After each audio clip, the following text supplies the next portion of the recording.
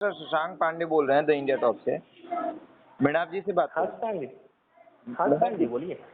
हाँ मृणाल मैं जी, मृणाल बोल रहा आप एसटीटी के क्वालिफाइड अभ्यर्थी हैं। हूँ।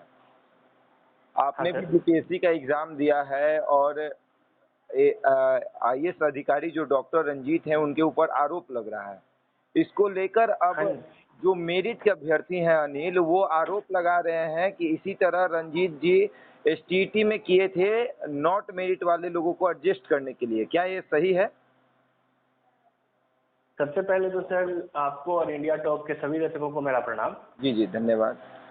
और सर देखिए रही बात, अगर मैं एसटीईटी की बात करूं जी जी जी और बीपीएससी से जो अनिल जी उसको जोड़ रहे हैं, हालांकि मैं व्यक्तिगत नाम नहीं लेता, लेकिन चूंकि ये व्यक्तिगत कटाक्ष है सभी जी जी क्वालिफाइड स्टूडेंट पे, इसलिए मुझे उनका नाम लेना पड़ रहा है। जी तो जो अनिल जी कहना चाह रहे हैं कि ये नॉट मेरिट को एडजस्ट करने की बात की गई है, जैसा वो बीपीएससी को कंपेयर करके बता रहे हैं, तो अगर आप ध्यान देंगे तो बीपीएससी में हुआ क्या?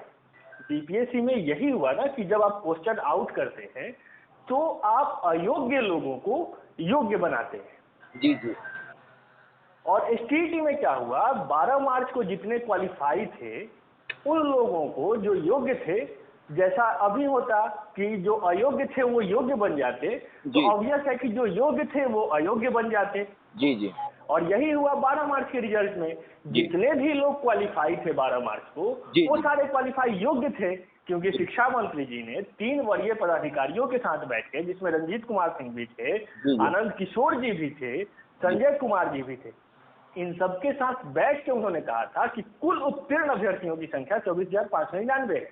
हम्म, और जितने क्वालिफाई हैं उन सबकी नियुक्ति लगभग पक्की है, क्योंकि जो कुल रिक्तियां थी उससे कुल उत्तीर्ण अभ्यर्थियों की संख्या बहुत कम है। जी लेकिन 21 जून को क्या हुआ कि जितने 12 मार्च वाले योग्य अभ्यर्थी थे जी उन सभी को नॉट मेरिट में डाल दिया गया, यानी अयोग्य बता दिया गया। जी तो अनिल जी अगर उस प्रसंग को जोड़ना चाहते हैं तो अनिल जी ही तो फायदा उठा रहे हैं। डायरेक्टली इनडायरेक्टली अगर देखा जाए जी तो जी जो योग्य अभ्यर्थियों को अयोग्य बनाया गया है वो तो बात वाले योग्य थे, और हमारी लड़ाई इसी बात के लिए थी। तो अगर ऐसा हुआ है जी जैसा अनिल जी कह रहे हैं, तो इसका जो भी लाभ है वो अनिल जी ही उठा रहे हैं।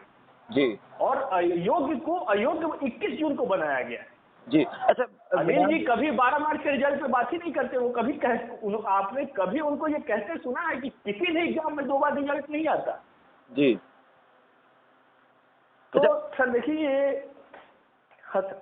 मैडम जी, एक एक चीज है जहाँ एक तरफ आप लोग खुले मंच से ये कहते हैं कि हम लोग 80,402 एक मंच पर आएंगे, एक साथ आएंगे, और फिर कुछ ही जी दिन बाद ये सब होने लगता है, मेरिट नॉट मेरिट का फिर खेल शुरू हो जाता है, और जी बीपीएससी जी के कटाक्ष करने को लेकर फिर एसटीईटी पर कटाक्ष होता है, और फिर ये कहा जाता है कि यहाँ पर भी आर के महाजन और आईएएस अधिकारी जो रंजीत हैं, उन्होंने जिस तरीके से एसटीटी को बर्बाद किया उसी तरह बीपीएससी को बर्बाद कर रहे हैं।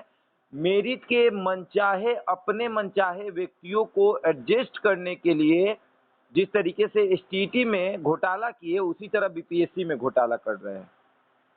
एसटीटी देखिए में सर, घोटाला अगर हुआ था क्या? सबसे पहले तो मैं ये बोलूंगा कि हम लोग ये, मैंने शुरुआती दिनों से ही, जब हमारा 12 मार्च के बाद 21 जून को रिजल्ट रिवाइज किया गया था, जी जी तब जी से मैं ये कहता आ रहा हूँ कि ये ऑर्गेनाइज्ड स्कैम है, सुरक्षित घोटाला है। जी लेकिन जब अनिल जी ये कहते हैं ना कि अपने मनचाहे लोगों को एडजस्ट किया गया, जी तो सर हमारा भी यही कहना था कि 24,599 से अगर आंकड़ा 80,000 पहुंचता है जी तो ये मनचाहे लोगों को एडजस्ट किया गया। लेकिन उसका एक सॉल्यूशन ये निकला था कि हम बात 80,000 लोगों की करें, और जैसा कि शिक्षा मंत्री जी ने कहा था कि जितने उत्तीर्ण अभ्यर्थी हैं सबकी नियुक्ति पक्की है, तो हम सबकी नियुक्ति पक्की करवाते हैं, क्योंकि हमारे पास कोई इन्वेस्टिगेटिव डिपार्टमेंट नहीं है। हमारे पास ना सीबीआई है, ना हमारे पास कोई वैसा सुप्रीम कोर्ट या हाई कोर्ट का कमेटी है जो हम उसको आदेश दे कि आप जांच करके बताओ कि कहाँ क्या घोटाले। तो हम उस समय को व्यर्थ ना करते हुए, जो जितने भी अभ्यर्थी हैं, जितने उत्तीर्ण अभ्यर्थी हैं, चाहे वो किसी भी खेमे में अपने आप को रखते हो, उन सबका समय जो है ना वो बहुत मतलब कीमती है अभी। तो उस कीमती समय को बचाने के लिए हमने ये मांग रखी थी कि 80,402 जो सरकारी आंकड़े हैं, जितने भी उत्तीर्ण अभ्यर्थी हैं उन सभी की नियुक्ति सुनिश्चित की जाए। और सरकार अपना अगर चाहे, क्योंकि ये नौकरी सरकार को देनी है पर उसको सैलरी सरकार को देनी है, तो सरकार अगर चाहे तो अपनी अंदरूनी प्रक्रिया के तहत जांच करवाए। और जैसा कि पिछले वालों को आज भी जांच करके जिनके फर्जी सर्टिफिकेट वगैरह निकलते हैं उनको अपने निकलवाती रहे। हम इस जांच प्रक्रिया में फंस के अपना समय व्यर्थ क्यों करें, इसलिए हम लोगों ने 80,402 की बात की। तो आज जब अनिल जी जैसे कुछ लोग इस बात को बार बार उठा देते हैं, ये मेरिट है, नॉट मेरिट है, ये है, वो है, तो कहीं ना कहीं ये दिखाता है कि मंशा बहुत स्पष्ट है कि हम आपस में ही लड़ते रहें, बजाय इसके कि हम नौकरी के लिए लें। अच्छा, तो मेरा अभी रिक्वेस्ट है जी सर। मीणा जी, आपने अभी ये बात कहा कि अनिल जी जैसे कुछ लोग, ठीक है, तो क्या मेरिट के जो 30,600 अभ्यर्थी हैं, जो आंकड़ा शायद अधिक है, इससे अधिक है, 37,000 जो मेरिट के अभ्यर्थी हैं, क्या वो उनमें से कुछ लोग आपके साथ हैं या सिर्फ अनिल जी विरोध कर रहे हैं, ये आपको दिख रहा है कि सभी लोग विरोध कर रहे हैं, ये दिख नहीं रहा है कि वो लोग आपके साथ हैं? देखिए सर, यहाँ व्यक्तिगत कुछ भी नहीं है, ना अनिल जी व्यक्तिगत हैं, ना वो लोग व्यक्तिगत हैं जो कुछ लोग हमारे साथ में है जो दिख रहे हैं साथ में। नहीं, ये व्यक्तिगत कुछ भी नहीं है। बात है मुद्दा समझने की जी। अगर आप इस लड़ाई में इसी तरह जो बार बार एक एजेंडे के तहत उकसाया जा रहा है, लोगों को प्रोवोक जो किया जा रहा है कि ये है वो है, मेरिट वालों पे जो क्वालिफाई वालों पे जो कटाक्ष किया जा रहा है कि अयोग्य लाया गया, योग्य लाया गया, ऐसे हुआ, तो ये कहीं ना कहीं हमारी जो लड़ाई है कि हम सबकी नियुक्ति सुनिश्चित हो, उसमें व्यवधान डालता है जी। तो कौन किसके साथ है ये महत्वपूर्ण नहीं है जी, कौन नौकरी मिलने के साथ ये महत्वपूर्ण है। अच्छा, अगर हमारी लड़ाई नौकरी के लिए है तो हम सबको एक साथ ही होना चाहिए। महत्वपूर्ण हमारे लिए ये है, मैं दो को अपने साथ बिठा लूं या वो दो को अपने साथ बिठा लें या कोई तीसरा खेमा अपने साथ दो को बिठा ले, ये कहीं महत्वपूर्ण नहीं है। हम सबकी लड़ाई सिर्फ और सिर्फ नौकरी के लिए है, तो नौकरी के लिए ही होनी चाहिए। इसे व्यक्तिगत बना के और एक दूसरे पे छींटाकशी करना कहीं से उचित नहीं होगा। मतलब आपका कहना ये है कि हमारी लड़ाई सरकार से है? बिल्कुल, ना कि आपस में। देखिए, हमारी लड़ाई किससे है के साथ साथ ये महत्वपूर्ण है कि हमारी लड़ाई किसके लिए है जी। हमारी लड़ाई सरकार से है, तो सरकार से भी कोई व्यक्तिगत वैसा नहीं है, हमारी लड़ाई नौकरी के लिए है। और सबसे महत्वपूर्ण मुद्दा यही है कि हमारी लड़ाई नौकरी के लिए है, तो हम नौकरी से इतर कहीं हमें जाने की जरूरत नहीं है। अब ये खेमेबाजी कर लो, ये कर लो, तो ये एक कहीं ना कहीं प्रोपोगेंडा है और कुछ लोगों का घर इसी पे चल रहा है।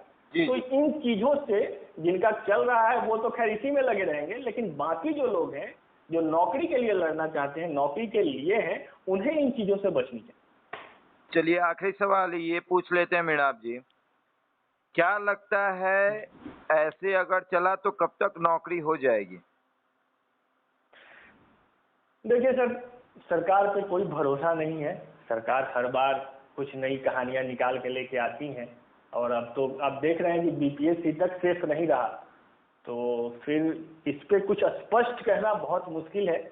लेकिन उम्मीद है कि जैसा छठा चरण बता रहे हैं, अब तो फिर एक बार उसमें टाइम दिया गया है 2-3 महीने 4 महीने, तो कम से कम 4-5 महीने का तो प्रोसेस चलेगा ही। तो हम उम्मीद कर सकते हैं कि इस साल में हो जाए, यही हमारे लिए बहुत बड़ी बात होगी। हालांकि वैसे अगर सच बताया जाए तो फिर सरकार पे कोई भरोसा नहीं है कि वो कब तक करेंगे और क्या करेंगे। ये संघर्ष बहुत लंबा है और हम सबको करना ही होगा। मीणा जी, एक सवाल और ले लेते हैं। अपर मुख्य सचिव जी को तो हटा दिया गया है, केंद्र में भेज दिया गया, जो नए अपर मुख्य सचिव आए हैं उनसे क्या उम्मीदें हैं? देखिए सर, ये अगर मैं ईमानदारी के साथ आपको बताऊं जी, तो किसी भी व्यवस्था में जो लोकतांत्रिक व्यवस्था है और जो एक सिस्टमेटिक हमारा व्यवस्था है, वहां पे किसी एक अधिकारी पदाधिकारी के हटने या रहने से कोई बहुत अंतर नहीं आता। वो जो ऊपर से आदेश रहेगा, जो नीचे का एक समीकरण है, काम करने की व्यवस्था है, वो सब मिलके ही एक प्रणाली तैयार होती है। तो इस प्रणाली में किसी एक अंग के बदल जाने से पूरा का पूरा सिस्टम बदल जाए, ऐसा मुझे नहीं लगता। तो हम इंतजार कर सकते हैं कि क्या होगा क्या नहीं होगा। अभी इस पे कुछ भी कहना बहुत उचित नहीं होगा और थोड़ी जल्दीबाजी हो जाएगी। चलिए, बहुत बहुत धन्यवाद मैडम जी बात करने के लिए। बहुत बहुत धन्यवाद।